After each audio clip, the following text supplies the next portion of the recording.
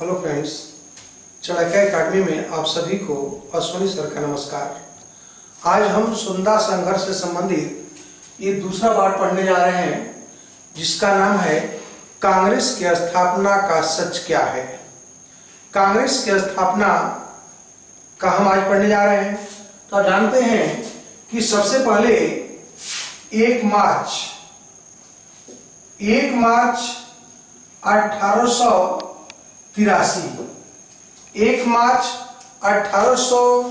1883 ईस्वी को Elon Octavian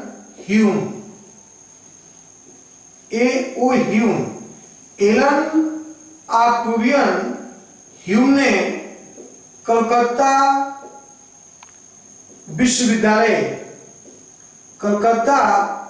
विश्वविद्यालय के छात्रों को एक मर्मस्पर्शी पत्र लिखा। सबसे पहले बात हम उल्लेख करेंगे कांग्रेस की स्थापना का सच, जिसकी शुरुआत होती है 1 मार्च 1883 ईस्वी से। सर्वप्रथम एलन ऑक्टेवियन ह्यूम ने 1 मार्च 1883 को कलकत्ता विश्वविद्यालय के स्नातकों को एक मर्मस्पर्शी पत्र लिखा, जिसमें लिखा हुआ था कि बिखरे हुए व्यक्ति कितने ही बुद्धिमान व शक्तिशाली क्यों न हो, अकेले तो शक्तिहीन ही होते हैं। और 1884 ध्यान रखेंगे कि 1884 में थियोसोफिकल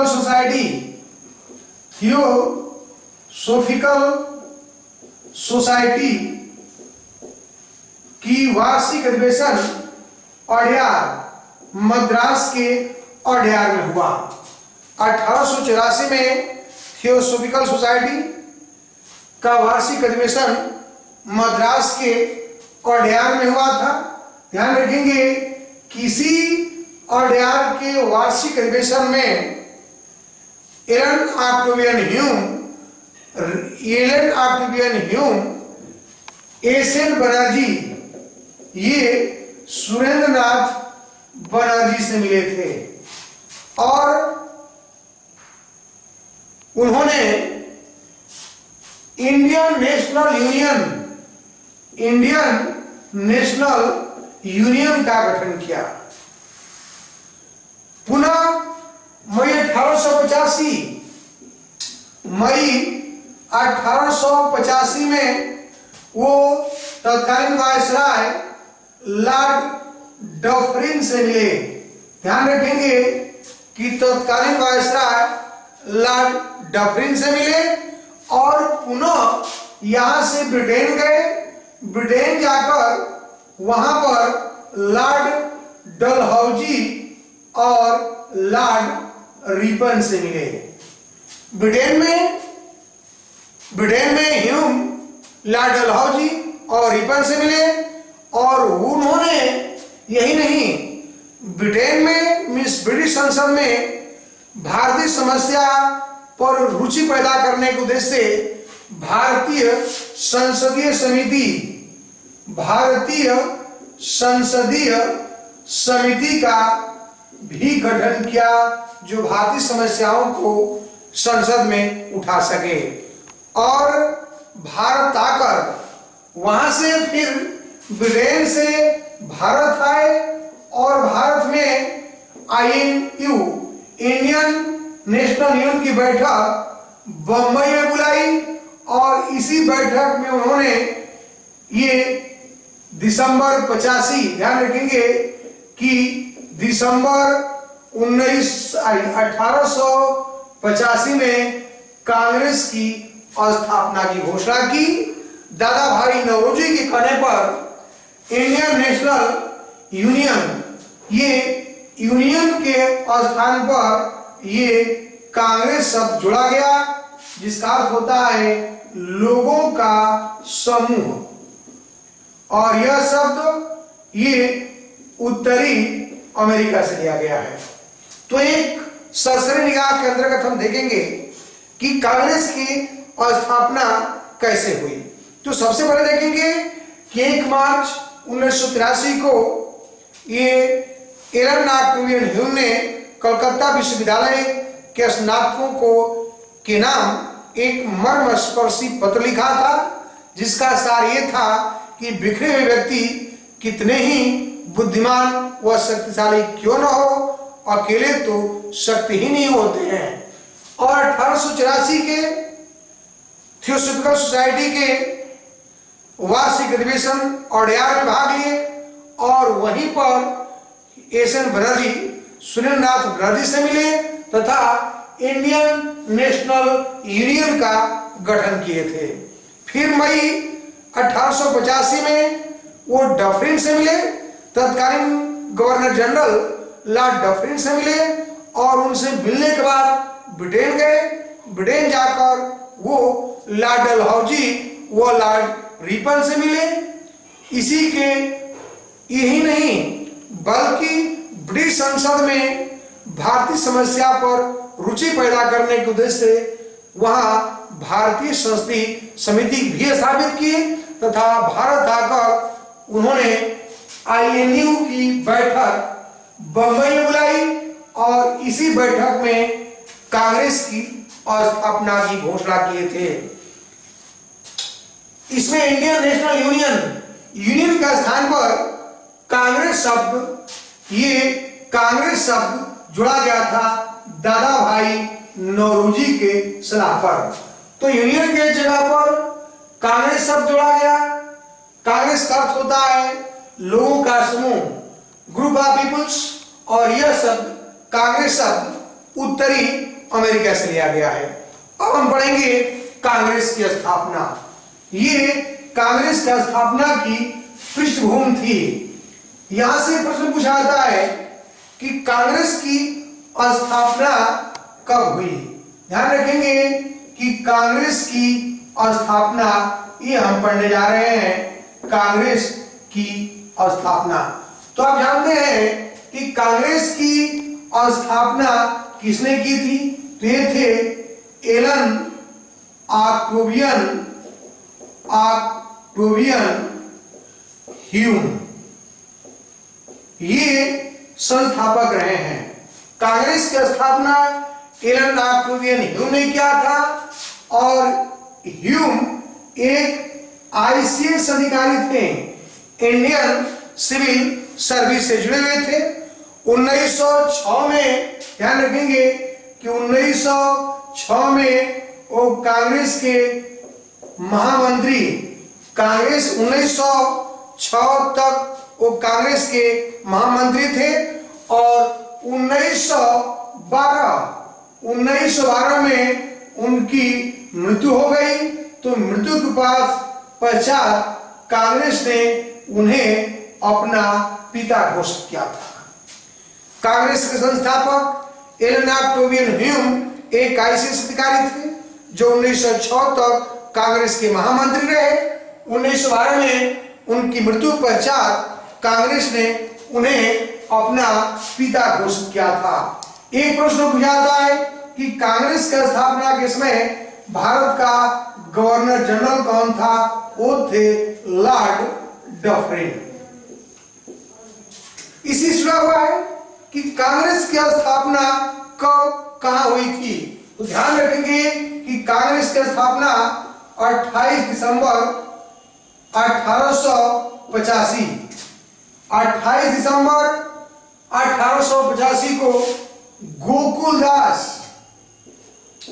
गोकुलदास तेजपाल संस्कृत विद्यालय बंबई। कांग्रेस की स्थापना 28 दिसंबर 1885 को बंबई के गोकुलदास तेजपाल संस्कृत विद्यालय में हुई थी। एक प्रश्न पूछता है कि कांग्रेस की स्थापना पहले कहां होना था। तो ध्यान रखेंगे कि कांग्रेस की स्थापना के लिए पहले ये पूना किया गया था, पूना में होना था। दूसरा प्रश्न क्या आता है कि पूना में क्यों नहीं हुआ था। तो ध्यान रखेंगे कि पूना में प्लेग फैला हुआ था, तो प्लेग के कारण यह स्थानांतरित हो गया था, यानी कि पूना से बंबई हो गया था। एक प्रश्न पूछा जाता है कि कांग्रेस की स्थापना में संस्थापक सदस्यों की संख्या कितनी थी, तो 72 थी, 72 लोग थे। और इसमें सर्वाधिक संख्या एडवोकेट की रही, वकीलों की रही। कांग्रेस की स्थापना में मीन्स प्रथम अधिवेशन में सर्वाधिक संख्या वकीलों की रही। पूछता है कि कांग्रेस अधिवेशन के ये प्रथम अध्यक्ष कौन थे, वो थे व्योमेश चंद्र बनर्जी, WC बनर्जी।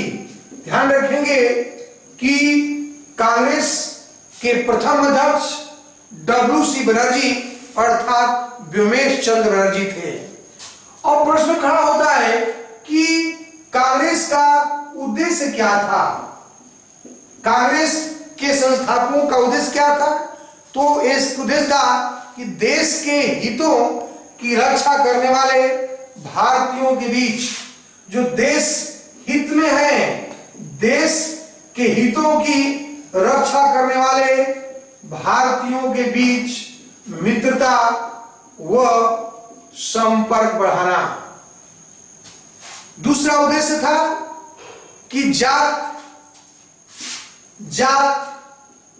संप्रदाय व क्षेत्रीयता, जात संप्रदाय व क्षेत्रीयता की भावना को दूर करके राष्ट्रीय एकता स्थापित करना, ये कांग्रेस का उद्देश्य रहा है कि देश के हितों की रक्षा करने वाले भारतीयों के बीच मित्रता स्थापित किया जाए, संपर्क बढ़ाया जाए।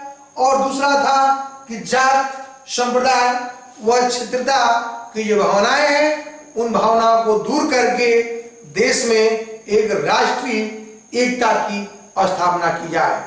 ध्यान रखेंगे कि यद्यपि कांग्रेस की स्थापना A.O. ह्यूम ने किया था, तत्कालीन गवर्नर जनरल डफरिन से भी विचार विमर्श किए हुए थे, लेकिन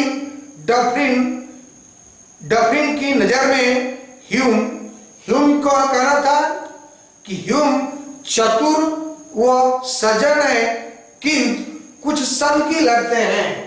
लॉर्ड डफरिन ने ह्यूम के बारे में कहा था कि ह्यूम चतुर है, सज्जन है, किंतु मुझे कुछ सनकी लगते हैं। आप थोड़ा हेडिंग पर ध्यान देंगे। प्रश्न था कांग्रेस का स्थापना का सच क्या है, क्योंकि हमारे लाला लाजपत राय ने कहा था कि कांग्रेस संस्थापकों की उत्कंठा ब्रिटिश साम्राज्य को छिन्न भिन्न होने से बचाने की रही है। लाजपत राय ने अपने पत्र यंग इंडिया, ध्यान रखेंगे कि यंग इंडिया में कहा था कि कांग्रेस संस्थापकों की उत्कंठा ब्रिटिश साम्राज्य को छिन्न भिन्न होने से बचाने की थी। तो आरती दत्त, रैनी पाम दत्त इंडिया टुडे में कहा है, रैनी पाम दत्त की इंडिया टुडे है कि शिशु कांग्रेस की स्थापना, उनका कहना था कि शिशु कांग्रेस की स्थापना ब्रिटिश सरकार की एक पूर्व निश्चित गुप्त योजना के अनुसार की गई थी, जबकि बेडर्नबर्न ये ह्यूम के जीवनीकार है। बेडर्नबर्न का कहना था कि भारत में असंतोष की बढ़ती हुई शक्तियों से बचाने हेतु एक सेफ्टी बल्ब, ये सेफ्टी वाल्व या इसको बोलते हैं सुरक्षा नलिका।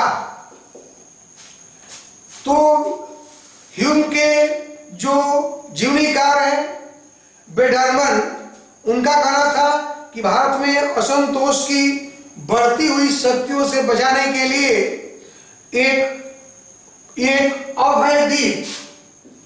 अभय दीप या सेफ्टी वाल्व या सुरक्षा नलिका की आवश्यकता थी, इसलिए कांग्रेस की स्थापना की गई है। लेकिन ध्यान रखेंगे, यह कहा गया है कि कांग्रेस की स्थापना के पीछे ह्यूम का उद्देश्य, कांग्रेस की स्थापना के पीछे एलन ऑक्टेवियन ह्यूम का उद्देश्य सुरक्षा नलिका अर्थात सेफ्टी वाल्व या अभय दीप की व्यवस्था करना था, जिसके माध्यम से शिक्षित भारतीयों का बढ़ता हुआ असंतोष बाहर निकलता जाए। किंतु ध्यान रखेंगे कि उस समय के नेता विदेशी सरकार के जी हजूर न होकर के एक उच्च चरित्र वाले राष्ट्रभक्त थे। यदि ह्यूम ने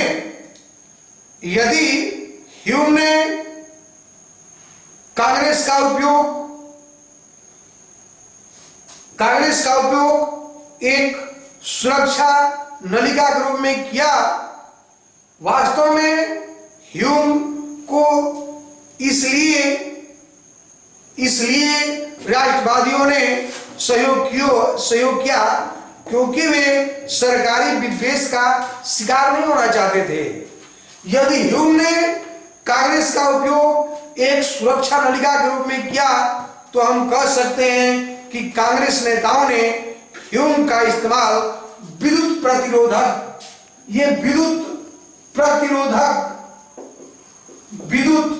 प्रतिरोधक अर्थात लाइटनिंग कंडक्टर के रूप में किया। तो ये कांग्रेस की स्थापना का सच रहा है और उम्मीद है कि आप लोग इसको लाइक करेंगे और शेयर भी करेंगे, इसको कमेंट हाउस करेंगे। लेकिन याद रखेंगे कि हम यहीं से ये कांग्रेस के इतिहास को हम पढ़ेंगे। ये कांग्रेस के इतिहास 3 चरणों से गुजरा है। आप जानते हैं कि कांग्रेस के इतिहास 3 चरणों से गुजरा है। प्रथम चरण है 1885 से 1905 और दूसरा चरण है 1905 से 1919 और तीसरा चरण है 1919 से 1947, जिसको हम गांधी युग भी कहते हैं। ध्यान रखेंगे कि हम इन 3 चरणों में कांग्रेस का इतिहास पढ़ेंगे। 1885 से 1905 इसमें कांग्रेस शैशवावस्था में थी। 1905 से 19 जिसमें कांग्रेस जवान हो चुकी थी, लेकिन जवानी की स्थिति में गुमराह भी हुई, अर्थात कुछ उग्रवादी भी आए। इस काल को उदारवाद, दूसरे काल को उग्रवाद और तीसरे काल को गांधी कहते हैं, क्योंकि ये तीसरे चरण में कांग्रेस की नीतियों को गांधी प्रत्यक्ष या अप्रत्यक्ष रूप से प्रभावित करते रहे। गांधी के अनुसार गांधी ने कांग्रेस को चलाने का काम किया था, इसलिए यह युग व्यक्ति विशेष गांधी के नाम से जाना जाता है। तो हम अन्य लेक्चर में, नेक्स्ट लेक्चर में हम कांग्रेस के इतिहास को इन 3 चरणों के माध्यम से अध्ययन करेंगे। तब तक के लिए धन्यवाद।